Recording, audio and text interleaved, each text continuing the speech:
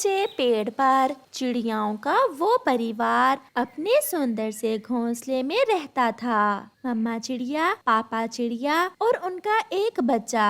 मम्मा चिड़िया अपने बेटे को लेकर बहुत परेशान थी, क्योंकि उसके बच्चे के पंख अब काफी बड़े हो गए थे, मगर वो उड़ने से बहुत डरता था। सुनिए जी, मैं बहुत चिंतित हूँ। हमारा बेटा अगर कोशिश ही नहीं करेगा तो कैसे उड़ेगा? अब इसके सीखने के दिन है। जब तक ये उड़ेगा नहीं तो कैसे सीखेगा? आप परेशान ना हो, इसका डर आहिस्ता आहिस्ता खत्म हो जाएगा और फिर एक दिन ये हमसे भी ज्यादा तेज उड़ेगा। मैं अभी छोटा हूँ, मुझे लगता है मेरे पंख टूट जाएंगे अगर मैं उड़ा तो। पापा, आप मम्मा को समझाए ना। मम्मा को सब पता होता है। आप अब उड़ सकते हो, मगर आप उड़ने से डरते हो। फिर मम्मा चिड़िया और पापा चिड़िया भोजन की खोज में चले जाते हैं और गौरी कव्वी हर रोज की तरह मम्मा और पापा चिड़िया के जाने के बाद उनके घोंसले में आ जाती है। घर बैठकर सब मिल रहा है। छोटे बच्चे, मजे करो मजे। अगर उड़ने की कोशिश की तो तुम्हारे पंख टूट जाएंगे और फिर तुम सारी जिंदगी के लिए अपाहिज हो जाओगे। मगर मम्मा पापा भी तो उड़ते हैं, आप भी उड़ती हैं, मेरे पंख क्यों टूट जाएंगे?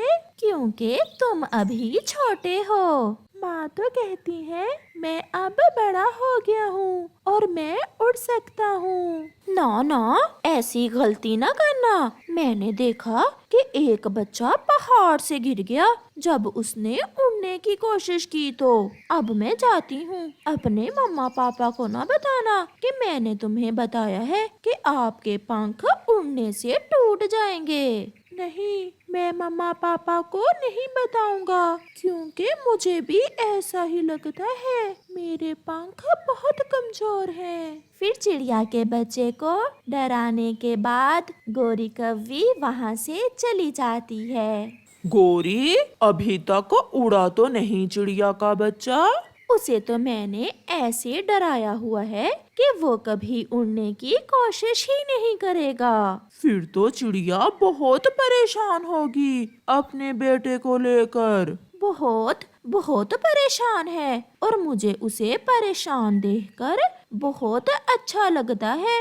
बुलबुल बहन, उसके पंख तो अब बड़े हो गए हैं, मगर वो अभी तक नहीं उड़ता।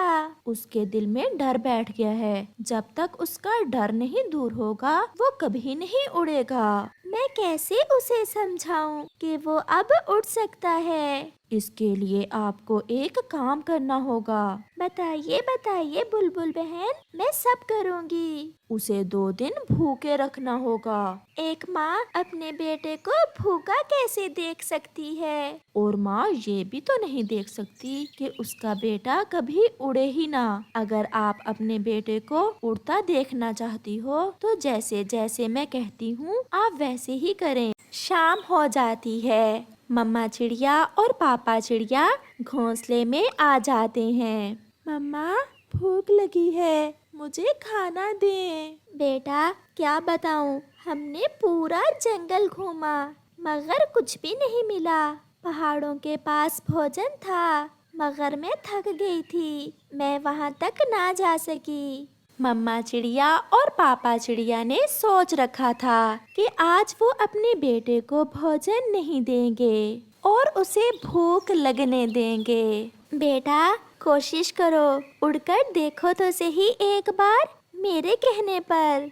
नहीं मम्मा, नहीं, मैं नहीं उड़ूंगा। मुझसे अगर उड़ना हुआ तो मैं गिर जाऊंगा और मेरे पंख टूट जाएंगे। गौरी कव्वी ने उसके दिल में ऐसा डर बैठा दिया था कि वो बच्चा किसी भी कीमत पर उड़ने को तैयार न था। दूसरे रोज मम्मा चिड़िया और पापा चिड़िया फिर से बुलबुल के पास जाते हैं। उसे खाने में सबसे पसंद क्या है? लाल फल। हमारे बेटे को लाल फल बहुत पसंद है। तो फिर नदी की दूसरी तरफ सामने वाले पेड़ पर बैठकर आज आप उसके सामने लाल फल खाओगे।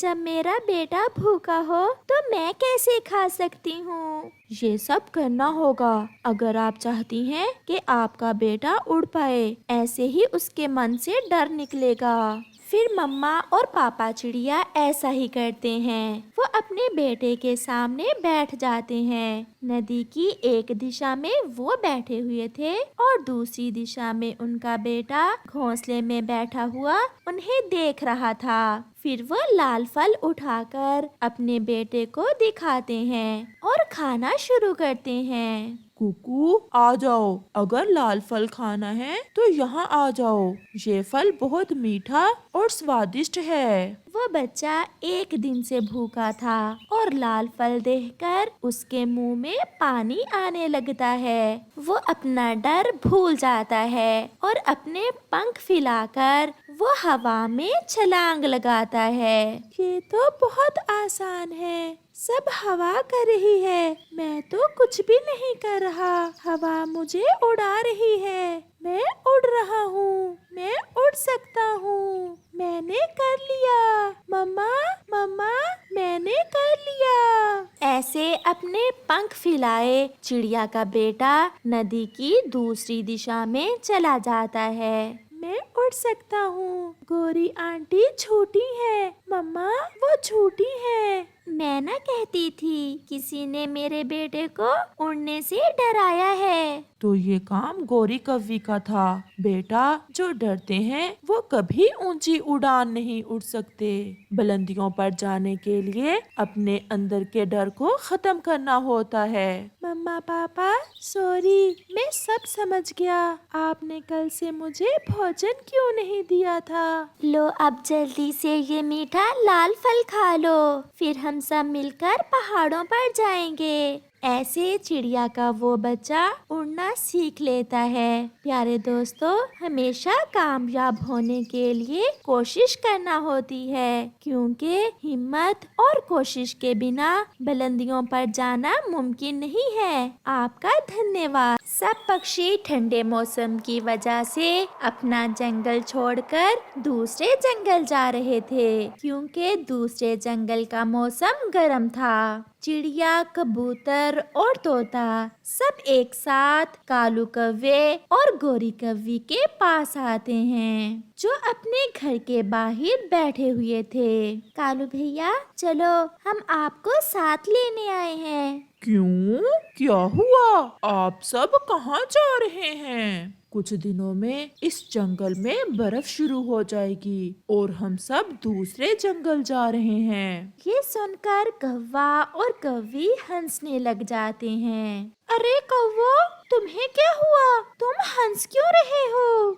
हम कोई साधारण पक्षी नहीं है, हम कौवे हैं, कौवे।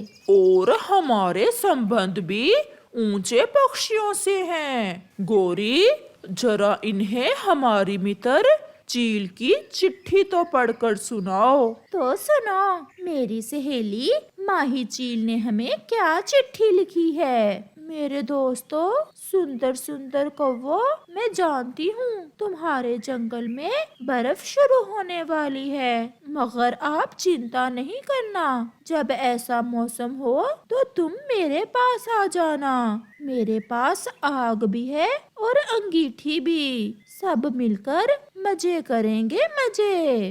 कैसा रहा सुनकर? अब तुम जाओ और दूसरे जंगल जाकर नए घर बनाओ। हम तो यहीं रहेंगे। तुम जरूर मरोगे, तुम ठंड में मरोगे।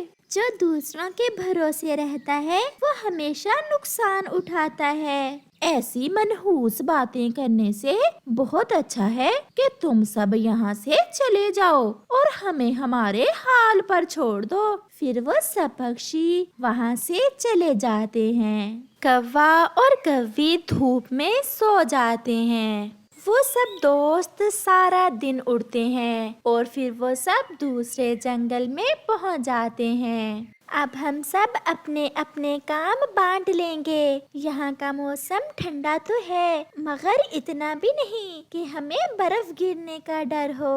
मैं और कबूतर खाने के लिए भोजन जमा करते हैं और चिड़िया आप सब के लिए एक सुंदर और बड़ा घर बना लो। फिर वो सब ऐसा ही करते हैं। चिड़िया घर बनाने के लिए लकड़ियाँ जमा करती है, वो सूखा घास लाती है, वो सूखी लकड़ियाँ लाती है और वो सब कुछ जिससे वो अपने और अपने दोस्तों के लिए घर बना सके।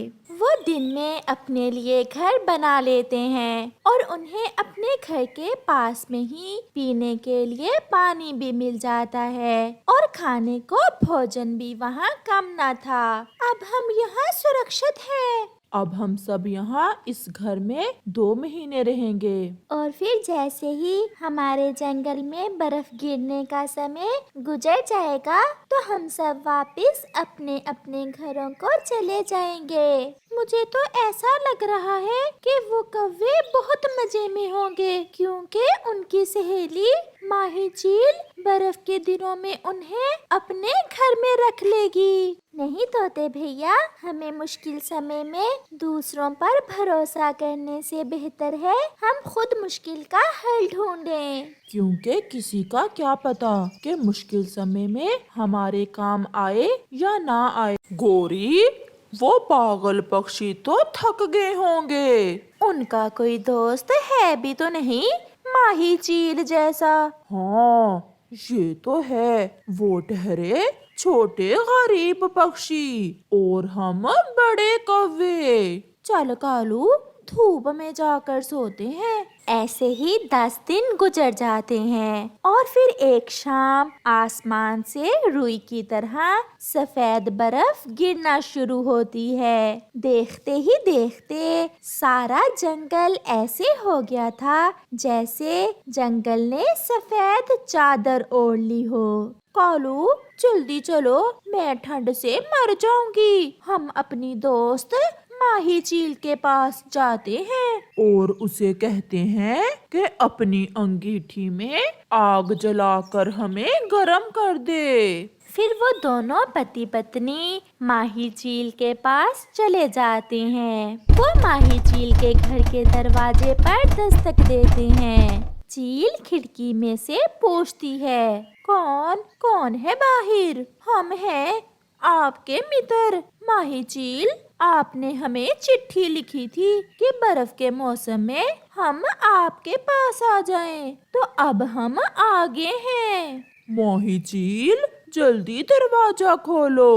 मुझे माफ करना मेरे दोस्तों, मगर बात ये है कि मेरे घर में मेरी माँ और बहन आई हुई है, अभी इतनी जगह नहीं है। आप ऐसा करना, 3 दिन बाद आ जाना। बाहर तो हर तरफ बर्फ ही बर्फ थी। कौवे ठंड से कांप रहे थे। क्या ये आप क्या कह रही हैं? चील सहेली, हम तो मर जाएंगे। तो क्या मैं अपनी बहन और माँ को घर से बाहर निकाल दूं तुम्हारे लिए? मैंने एक बार कहा ना कि 3 दिन बाद आ जाना। कौवे रोते हुए वहाँ से चले जाते हैं और फिर उन्हें एहसास होता है कि उन्होंने अपने दोस्तों के साथ दूसरे जंगल ना जाकर कितनी बड़ी गलती की थी। वो ठंड में मर रहे थे, जबकि चिड़िया, कबूतर और तोता दूसरे जंगल में मजे मजे के भोजन खा रहे थे, क्योंकि उन्होंने ठीक समय पर ठीक फैसले का चुनाव किया था।